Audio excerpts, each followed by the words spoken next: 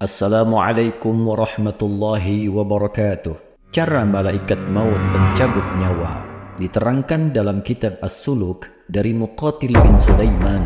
Malaikat maut mempunyai dipan yang terdapat di langit ketujuh. Ada juga yang mengatakan di langit keempat, yang diciptakan dari nur atau cahaya. Ranjang tersebut mempunyai 70.000 kaki, 4.000 sayap, dan semua tubuh atau jasadnya dipenuhi dengan mata dan lisan, dan tidak satupun anak cucu Adam dan burung-burung yang bernyawa kecuali ada di dalam jasadnya malaikat maut. Ada mata, wajah, tangan, dan telinga sebanyak jumlah seluruh manusia. Malaikat maut mencabut nyawa seseorang dengan tangan dan melihat makhluk dengan wajahnya. Dengan demikian, malaikat maut dapat mencabut nyawa atau ruh para makhluk dimanapun dia berada. Maka jika seseorang mati, hilanglah rupanya dari jasad malaikat maut.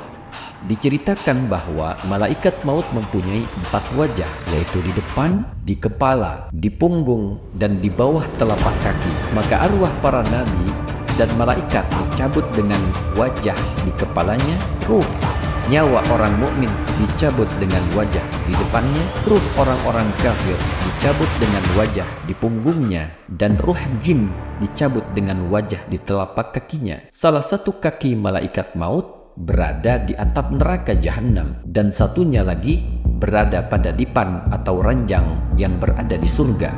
Adapun besarnya malaikat maut adalah jika air yang ada di lautan dan sungai-sungai ditumpahkan pada kepala malaikat maut, maka air tersebut tidak akan jatuh ke bumi walaupun hanya setetes. Dan sesungguhnya Allah Subhanahu wa Ta'ala menciptakan bumi beserta seluruh isinya di dalam lambung malaikat maut, sebagaimana hidangan yang berada di atas meja dan di depannya ada seorang pemuda yang akan memakannya sesuka hati. Maka seperti itulah malaikat maut membolak-balikkan semua makhluk yang ada di dunia, bagaikan manusia membolak-balik uang logam atau dirham. Diceritakan bahwa malaikat maut tidak pernah turun ke bumi kecuali waktu mencabut nyawa para nabi dan rasul. Dia mempunyai wakil atau pengganti untuk mencabut ruh binatang buas dan binatang melata. Diceritakan bahwa jika Allah Subhanahu wa Ta'ala ingin merusak makhluk, maka cukup membinasakan mata yang ada pada jasad malaikat maut, dan binasalah semua makhluk. Besok ketika ditiup sangkakala dan semua makhluk mati, yang masih hidup tinggal 8 makhluk, yaitu Israfil, Mikail, Jibril, Israel, dan 4 malaikat penyangga arasy. Adapun untuk mengetahui akhir ajal seseorang adalah ketika malaikat maut kejatuhan buku maut dan sakitnya seorang hamba, dan berkatalah dia, "Wahai Tuhanku, kapankah hamba mencabut nyawa orang ini, dan dalam keadaan dan tingkah yang bagaimana aku mengangkat ruhnya?" Maka Allah Subhanahu wa Ta'ala menjawab, "Hai malaikat maut, ini adalah ilmu yang gaib buatku, dan tidak ada orang yang mengetahui selain aku. Tetapi aku akan memberitahu tanda-tanda waktunya ajal seseorang, yaitu ketika datang malaikat yang menjaga jasad, dan amal seseorang datang kepadamu dan berkata, 'Telah sempurnalah nafas di fulan.' Dan malaikat yang diserahi rizki dan amalnya berkata, 'Telah sempurnalah rizki dan amalnya.' Jika orang tersebut termasuk orang-orang yang beruntung, maka namanya tertulis dengan jelas dalam buku yang ada pada malaikat maut dengan khat yang dikelilingi oleh nur yang sangat putih.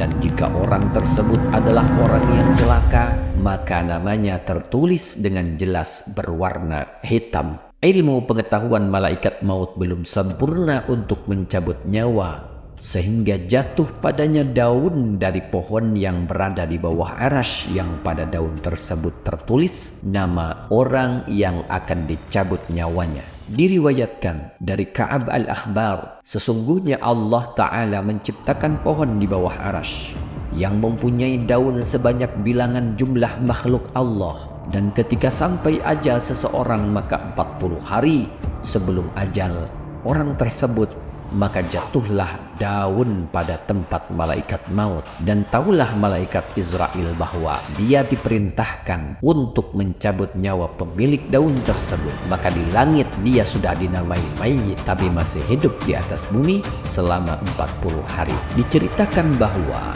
malaikat Mikail turun kepada malaikat maut dengan membawa buku dari sisi Allah yang di dalamnya tertulis nama orang yang diperintah mencabut nyawanya serta tempat dan sebab mencabut nyawa orang tersebut. Abu Lais bercerita bahwa dari bawah arasy turun 2 tetesan pada pemilik daun, yang satu berwarna hijau dan satunya lagi berwarna putih. Jika yang jatuh itu berwarna hijau, maka diketahui bahwa orang itu akan celaka. Dan jika yang jatuh berwarna putih, maka orang tersebut adalah orang yang beruntung. Adapun untuk mengetahui tempat mati orang tersebut, maka diceritakan bahwa Allah Subhanahu wa Ta'ala menciptakan malaikat yang diserahi untuk mengawasi atau menjaga setiap orang yang dilahirkan, yang dinamakan malaikat arham. Maka ketika Allah menciptakan kelahiran seseorang, Ia memerintahkan malaikat arham untuk memasukkan pada mani atau sperma yang ada dalam rahim ibunya tanah atau debu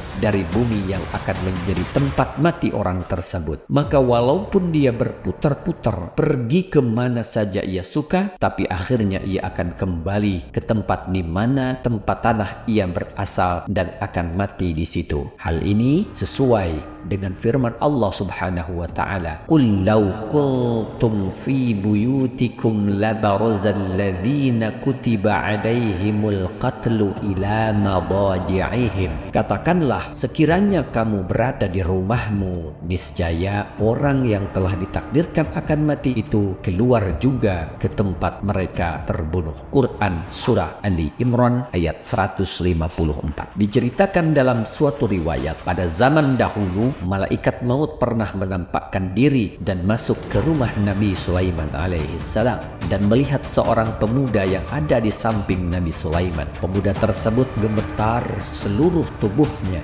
Ketika malaikat maut sudah pergi, pemuda tersebut meminta Nabi Sulaiman supaya memerintah angin agar membawanya terbang ke negeri Cina. Setelah sampai di negeri Cina, malaikat maut datang menemui Nabi Sulaiman dan Nabi Sulaiman menanyakan apa sebabnya malaikat maut memandang pemuda tadi. Maka dijawab oleh malaikat maut, "Sesungguhnya aku diperintahkan untuk mencabut nyawanya hari ini di negeri Cina. Aku terkejut melihat pemuda itu ada di rumahmu."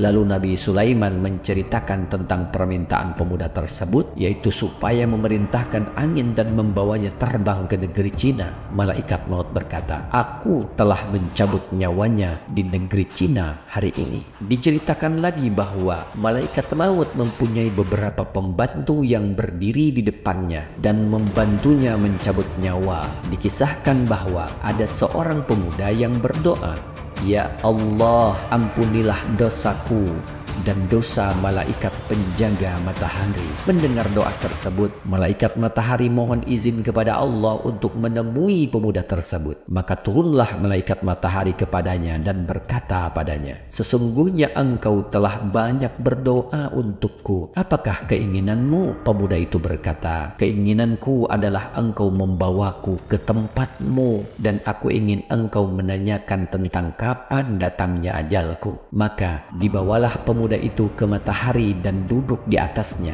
Lalu malaikat matahari pergi menemui malaikat maut dan menceritakan bahwa ada anak Adam yang berdoa, "Ya Allah, ampunilah dosaku dan dosa malaikat matahari." Dan dia meminta kepadaku untuk menanyakan kepadamu tentang kapan ajalnya datang, supaya dia bisa mempersiapkan diri. Malaikat maut lalu melihat bukunya dan berkata, "Sungguh nyata, sesungguhnya temanmu mempunyai tingkah laku yang agung dan dia tidak akan mati sehingga dia bisa duduk di tempatmu di atas matahari." Malaikat matahari berkata, "Dia telah duduk di tempatku." Malaikat maut berkata lagi, "Pemuda itu akan mati di tangan pembantu atau utusanku, tapi tidak ada yang mengetahuinya." Dalam sebuah hadis dari Nabi SAW, beliau bersabda, "Ajalnya semua hewan binatang itu tergantung zikirnya kepada Allah. Ketika binatang itu meninggalkan zikir kepada Allah, maka dicabutlah nyawanya dan malaikat maut tidak ikut campur dalam hal ini. Diceritakan bahwa Allah lah yang mencabut nyawa semua makhluk, tetapi dinisbatkan kepada malaikat maut. Sebagai contoh, dinisbatkannya orang yang mati kepada sebab orang yang membunuhnya, dan orang yang mati karena menderita suatu penyakit ini sesuai dengan firman Allah Subhanahu wa taala, Allahu yatawaffal anfusu hina mautiha. Allah memegang jiwa orang ketika matinya. Quran surat Az-Zumar ayat 42. Terima kasih. Wallahu a'lam. Wassalamualaikum warahmatullahi wabarakatuh.